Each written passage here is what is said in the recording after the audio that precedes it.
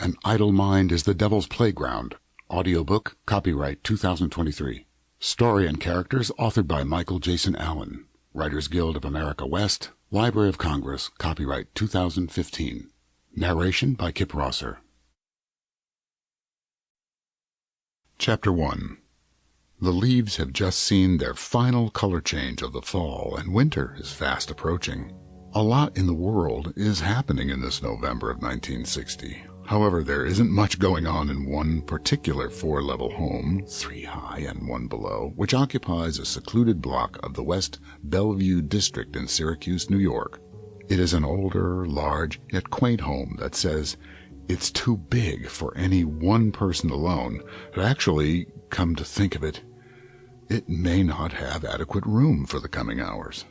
As of this moment, in this house resides one occupant. Sid Kottler, or Sid, has lived alone in this house for decades. Sid is a retired musician, a classically trained product of Ithaca's Conservatory of Music. He didn't choose a traditional instrument to wield his musical talent before. He instead opted for an unconventional and rather strange instrument in not only its sound, but its operation. The theremin is a musical instrument that one would play without touching. It has 2 antennas protruding from a wooden box. Inside the box are guts powering electromagnetic fields, and those signals being interrupted by the distance and oscillation of a person's hand waving about outside of it.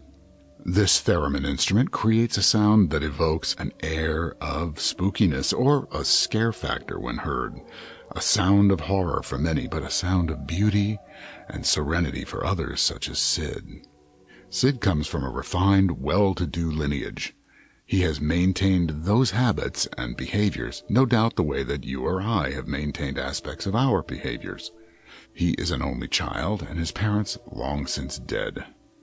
As a thereminist, Sid was a pioneer in a sense, in that he carried the instrument to greater heights than had been anticipated within musical societies.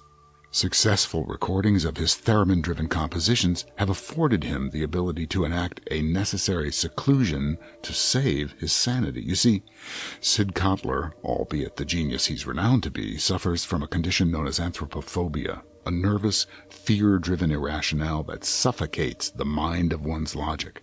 It compels one to fear social interaction, public visibility, and people in general. Sid has suffered from this for quite some time, but it has progressed in its hold on him. Commanding his handcrafted custom theremin, a glorious box carved from mahogany with brass-plated initials SK on the visible panel, is his only reprieve. Well, that and the medication he has relied on for years. At this point, Mr. Kottler hasn't been outside the doors of his home in 13 years. The interior of his house remains meticulously kept as if he doesn't use anything.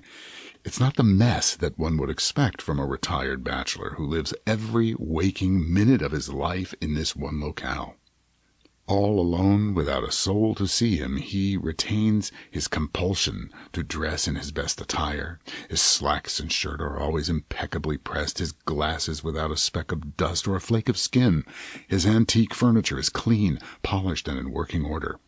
His windows are spotless, at least from the inside. Not a crumb on counter or table. The only transient items throughout the house are his medication bottles of lysergic acid diethylamide lithium to help him with his clinical psychosis. At the time, an experimental clinical drug to treat legitimate mental illness.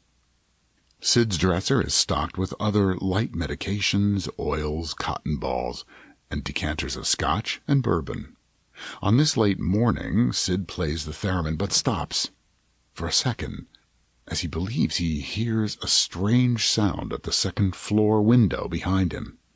He peers over his shoulder and is satisfied that the sound is a bare tree branch scratching at the window from a breeze that seems to be concentrated on his property more than the rest of the block. He continues playing. His spectacular home is encircled by a neglected landscape of dead trees, uneven patches of live and dead grass, and a broken Gothic-style gate that welcomes no one to his front entrance. In an otherwise perfectly manicured neighborhood that one would expect of this Sample complete. Ready to continue?